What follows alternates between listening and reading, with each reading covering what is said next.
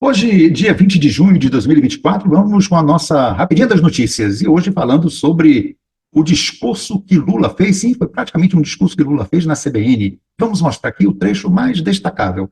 Em contraponto a um outro discurso em que ele coloca o X da questão para o entrave do desenvolvimento econômico do país na velocidade que ele desejaria, com benefício para todo mundo, inclusive para os ricos. O problema é que tem um tal de Roberto Campos Neto. Sabe quem é ele? Ele é neto do Roberto Campos, que foi ministro da Fazenda e o grande mentor do modelo econômico brasileiro da ditadura de 64. Pelo visto, o neto não se emendou em relação ao seu avô e continua com as mesmas defesas das elites brasileiras. E é isso que Lula bate em cima, e é sobre isso que hoje vamos falar. Vamos então para a nossa Rapidinha das Notícias de hoje, pedindo a você que, se ainda não se inscreveu, se inscreva em nosso canal. Que você comente, compartilhe, dê o seu like, o seu joinha, seu coraçãozinho, a depender da plataforma em que você está, para que a gente tenha um maior engajamento do nosso conteúdo e possa chegar a mais pessoas. Vamos então para um trecho do vídeo da CBN, em que Lula fala coisas muito importantes. Só um trechinho para a gente ver o tom em que Lula falou. Vamos lá. Normalmente você tem uma guerra histórica em determinados setores dos meios de comunicação e do mercado sobre a questão da utilização dos recursos do orçamento. E eu tenho uma divergência profunda e diria até conceitual sobre o que é gasto e o que é investimento. E de vez em quando as pessoas jogam a responsabilidade dos gastos nas políticas sociais que você está implantando, que é para resolver a melhoria da qualidade de vida do povo brasileiro. Olha o que está acontecendo hoje. As mesmas pessoas que reclamam de que tem gasto exagerado, e nós estamos investigando se tem gasto exagerado em alguns programas sociais, se tem abuso, se tem gente que está recebendo e que não deveria estar recebendo, tudo isso está sendo estudado para que a gente possa apresentar uma proposta no dia 22, daqui a uns 22 dias, para o Congresso Nacional. Mas o que me deixa preocupado é que as mesmas pessoas que falam de que é preciso parar de gastar, são as pessoas que têm 546 bilhões de reais de invenção, exoneração de folha de pagamento, invenção fiscal, ou seja, são os ricos que se apoderam de uma parte do orçamento do país. E eles se queixam daquilo que você está gastando com o povo pobre. É por isso que eu disse que não me venham querer que se faça qualquer ajuste em cima das pessoas mais humildes desse país. Eu estou disposto a discutir o orçamento com a maior seriedade com a Câmara, com o Senado, sabe, com a imprensa, com os empresários, com os banqueiros, mas para que a gente faça com que o povo mais humilde, o povo trabalhador, o povo que mais necessita do Estado, não seja o prejudicado, como em alguns momentos da história foi. Qualquer coisa que você quer gastar, você gasta do povo pobre. Você entendeu aí a defesa de Lula? Você viu o número que ele apresentou de dívidas que o país paga para os mais ricos? 500 e tantos bilhões de reais. E são os representantes dos ricos, a imprensa, a mainstream, a grande imprensa, que fica dizendo que Lula gasta desnecessariamente com programas sociais.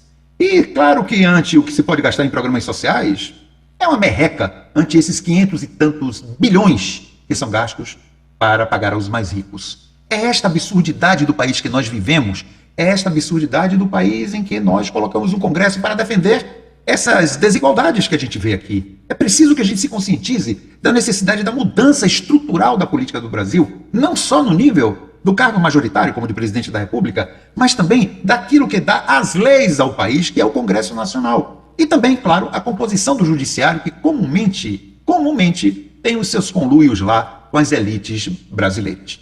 Então Lula defende este ponto de vista e, claro, as coisas são cheias de braços. Não vamos simplificar o problema dizendo que basta mandar coisas para o Congresso. Não. É claro que tudo obedece a processos macroeconômicos, mas Lula, que não tem um governo socialista nem de longe, que não tem uma gestão socialista e à esquerda nem de longe, mas é um governo que a gente pode chamar de liberal social, ou seja, tem uma liberalidade econômica com uma visão social de compensações sociais, de apaziguamento social, de redistribuição de renda, que é de forma muito discreta, longe de qualquer pensamento socialista, mesmo o socialismo mais mitigado. Trata-se apenas de fazer com que o país tenha uma melhor distribuição de renda, que não haja pobreza, que não haja fome, que não haja miséria. É o mínimo que se pode assegurar a uma população de 200 e poucos milhões de pessoas, num país que está caminhando, segundo se diz, para ser a sexta economia do mundo. Dizendo-se de passagem que Lula retirou o Brasil da 14ª posição da economia do mundo, deixada pelo Bolsonaro, para caminhar para a 8ª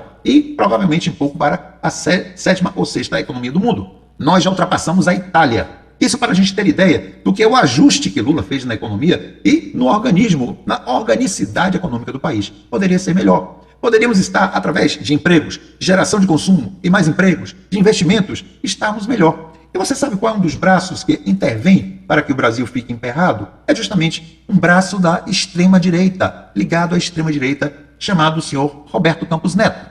Como já dissemos no início, netinho querido do Roberto Campos, do chamado Bob Fields, que gerou o monstruoso modelo econômico concentrador da ditadura de 64. Ele está aqui agora chefiando o Banco Central e mantendo as taxas da Selic altíssimas e faz com que o Brasil, então, não possa ter mais crédito, ter mais consumo, por consequência mais produção, por consequência mais emprego, por consequência menor pobreza, porque as pessoas podem consumir mais.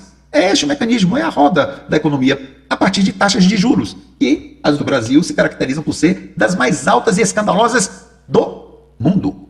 Estamos falando aqui de 10,5% que só serve para as rodas financeiras das elites. Não serve em nada para o povo e gera dívida pública para o Brasil pagar. Para quem? Para os bancos, para os banqueiros e para as grandes fortunas que tiram aqueles 500 e tantos bilhões que evitam ser investidos para a população, para o país de uma forma geral.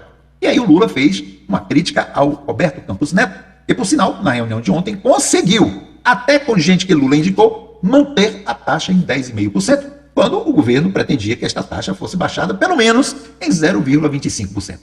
Vocês vejam que a direita, ou melhor, a extrema-direita ainda continua interferindo na vida do país para evitar que o governo Lula dispare e alcance maior popularidade. Sim, aproveitando aqui a passagem, não é o foco do nosso momento aqui, mas o governo Lula aumentou a sua popularidade. Não em relação à faixa que continua enlouquecida, ensandecida com Bolsonaro, mas dentro de uma faixa de aprovação de governo que remete aos seus governos anteriores. Portanto, Lula, com toda dificuldade, contando com o Congresso, com o Banco Central, que vai contra os seus projetos econômicos para melhorar a vida da população brasileira, continua alcançando sucesso.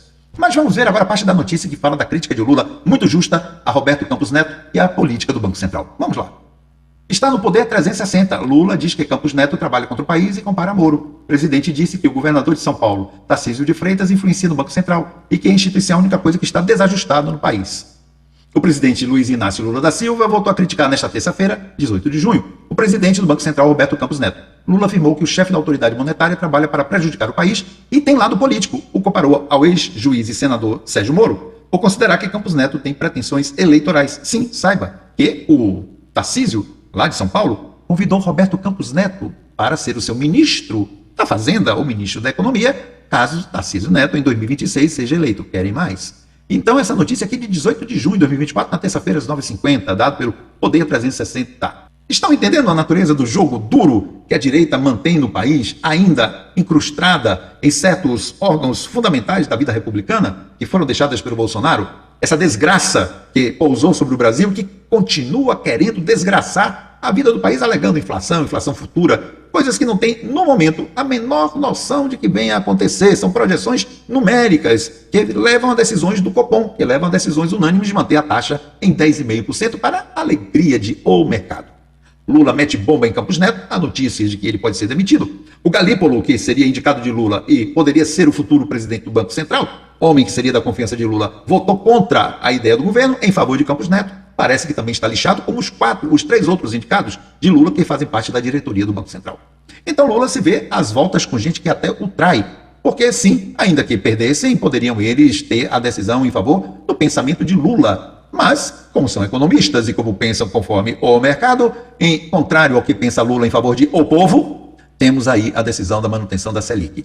Sim, você que é aí do povo, nós que somos do povo, que estamos na fila do supermercado, da farmácia, que estamos no ponto de ônibus perguntando, sim, mas o que é que isso interfere na minha vida? Interfere no seguinte: se você tem uma taxa Selic alta, todo o processo econômico fica entravado, investimentos, empréstimos, novos consumos, cartão de crédito, tudo isso faz com que você consuma menos, tenha menos possibilidade de se sentir melhor, de ter mais bem-estar social.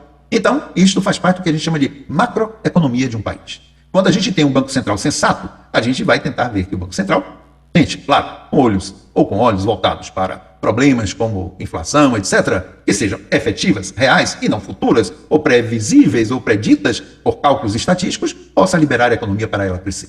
Mas isso poderá significar mais sucesso para Lula e o definitivo e fatal fracasso das políticas econômicas do Paulo Guedes, do anarcocapitalismo, que ainda tem gente como Eduardo Leite, como Zema, como Tarcísio de Freitas, como governadores do Cone Sul do Brasil e da região do agronegócio brasileiro, tentando restaurar Bolsonaro, se não ele a figura, o que ele significa no poder no Brasil para a desgraça do povo brasileiro. É nisso que nós estamos, é nessa luta. E estamos nisso aí com você, Lula.